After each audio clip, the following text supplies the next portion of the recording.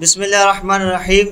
عزیزان محترم، ایک شخص رسول اللہ صلی اللہ علیہ وسلم کی خدمت میں حاضر ہوا اور اس نے اپنے باپ کی شکایت کی کہ یا رسول اللہ صلی اللہ علیہ وسلم، میرا باپ مجھ سے پوچھے بغیر میرا سارا مال خرچ کر دیتا ہے۔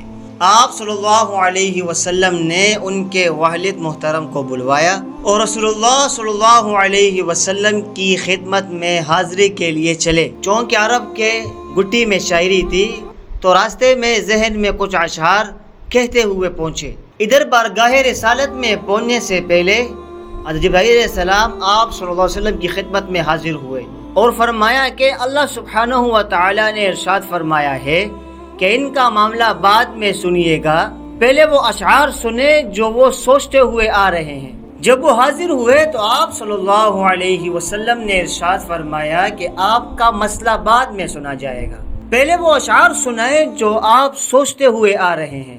وہ مخلص صحابی تھے، یہ سن کر وہ رونے لگے کہ جو اشعار ابھی میرے زبان سے ادا بھی نہیں ہوئے، میرے اپنے کانوں نے ابھی نہیں سنے، آپ کے رب نے وہ بھی سن لیے۔ آپ صلی اللہ علیہ وسلم نے فرمایا کہ وہ اشعار کیا تھے، ہمیں سنائیں۔ ان صحابی نے اشعار پڑھنا شروع کیے۔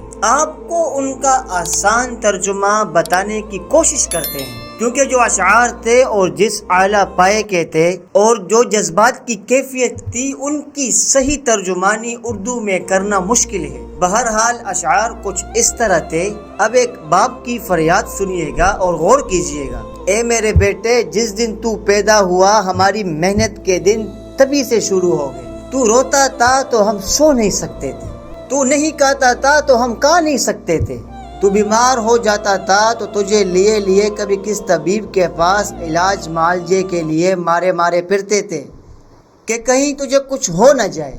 حالانکہ موت الگ چیز ہے اور بیماری الگ چیز ہے۔ پھر تجھے گرمی سے بچانے کے لیے میں دن رات کام کرتا رہا کہ میرے بیٹے کو ٹھنڈی چھاؤں مل جائے۔ ٹھنڈ سے بچانے کے لیے میں نے پتھر توڑے، تغاریاں اٹھائی کہ میرے بچے کو گرمی مل جائے۔ جو کمایا تیرے لیے، جو بچایا تیرے لیے۔ تیری جوانی کے خواب دیکھنے کے لیے میں نے دن رات اتنی محنت کی کہ اب میری ہڈیاں تک کمزور ہو گئی ہے، لیکن تو کڑیل جوان ہو گیا ہے۔ لیکن پھر مجھ پر خزاں نے ڈیرے ڈال دیے اور تجھ پر بہار آ گئی۔ میں جھک گیا اور تو سیدھا ہو گیا۔ اب میری خواہش اور امید پوری ہوئی، اب تو ہرا بھرا ہو گیا۔ چل اب زندگی کی آخری سانس سے تیری چھاؤں میں بیٹھ کر گزاروں گا۔ مگر یہ کیا، جوانی آتے ہی تیرے تیور بدل گئے، تیری آنکھیں ماتھے پر چڑھ گئی۔ تو ایسی باتیں کرتا ہے کہ جس سے میرا سینہ پاڑ کر رکھ دیتا ہے۔ تو ایسی بات کرتا ہے کہ کوئی غلام سے بھی ایسی باتیں نہیں کرتا۔ پھر میں نے اپنی زندگی کی ساری محنت کو جھٹلا دیا کہ میں تیرا باپ نہیں ہوں، تیرا نوکر ہوں۔ نوکر کو بھی کوئی ایک وقت کی روٹی دے ہی دیتا ہے، تو نوکر سمجھ کر مجھے روٹی دے دیا کر۔ یہ اشعار سناتے سناتے ان کی نظر رسول اللہ صلی اللہ علیہ وسلم کے چہرے مبارک پر پڑی تو دیکھا کہ آپ صلی اللہ علیہ وسلم اتنا روئے کہ ان کی داڑھی مبارک تھر ہو گئی۔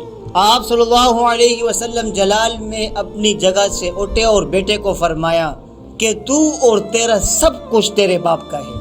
عزیزان محترم، ہماری زندگیوں میں، ہمارے قصے کہانیوں میں اکثر جو ہم تذکرہ کرتے ہیں، ذکر کرتے ہیں، وہ ماں کی محبت کا، ماں کے شفقت کا، ماں کے پیروں تلے جنت کا تذکرہ ہم کرتے ہیں، لیکن ہم ایک عظیم ہستی کو بھول جاتے ہیں جس کا ہماری زندگیوں میں اہم کردار ہوتا ہے، جو بیچارہ دن رات تپتی دھوپ میں، گرمی میں، سردی میں ہمارے لیے حالات سے، معاملات سے لڑتا ہے، اور وہ چاہتا ہے کہ میری اولاد کو سکون، راحت، اطمینان ملے۔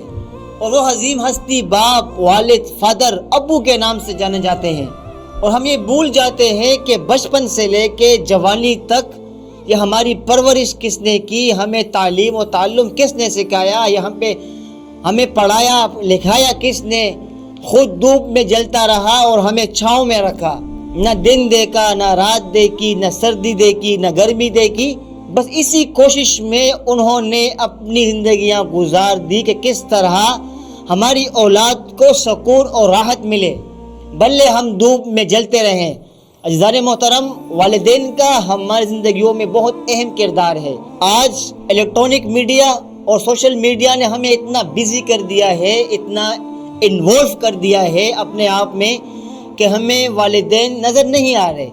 ہمیں ان کی محبت، ان کی خدمت کرنا، ان کے ساتھ ادب سے بات کرنا، پیش آنا اور ان کے ساتھ تھوڑے وقت کے لیے بیٹھنا کہ پورا دن ان پر کیسے گزرا، وہ کیا کرتے ہیں، کیا بیماریاں ہیں ان میں، کیا سہولیات ہم انہیں دے سکتے ہیں، اتنا ٹائم نہیں ہے، ہمیں اتنا مصروف کر دیا ہے۔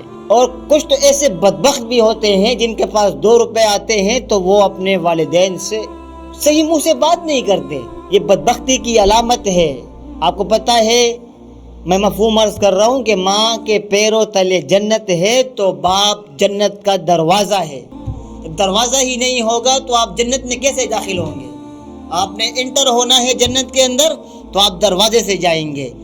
جب آپ نے دروازے سے کے ساتھ محبت کی ہوگی، ان کے ساتھ ادب سے پیش آئے ہوگے، ان کی خدمت کی ہوگی، تبھی تو آپ کو دروازہ اندر آنے کی اجازت دے گا، ورنہ آپ باہر ہی دیکھتے رہ جاؤ گے۔ عزیزان محترم، اللہ پاک ہمیں اس پر عمل کرنے کی توفیق عطا فرمائے، اور خدا را ان موبائلوں سے، سوشل میڈیا سے اور الیکٹرانک میڈیا سے نکل کر اپنے والدین کو بھی وقت دیں، توجہ دیں انہیں۔ جس طرح انہوں نے بچپن میں ہمیں توجہ دی، اپنی جوانی کے زبردست دن، بہترین دن کو انہوں نے ہمارے لیے قربان کر دیا، تو آج ہم بھی اپنے تھوڑے سے وقت کو قربان کریں اور ان کے حال و احوال لیں، ان سے پوچھیں، ان کے ساتھ بیٹھیں۔ آج کے لیے اتنا، انشاءاللہ اگلے ویڈیو ملتے ہیں۔ اپنی دعاؤں میں یاد رکھیے گا۔ اللہ حافظ۔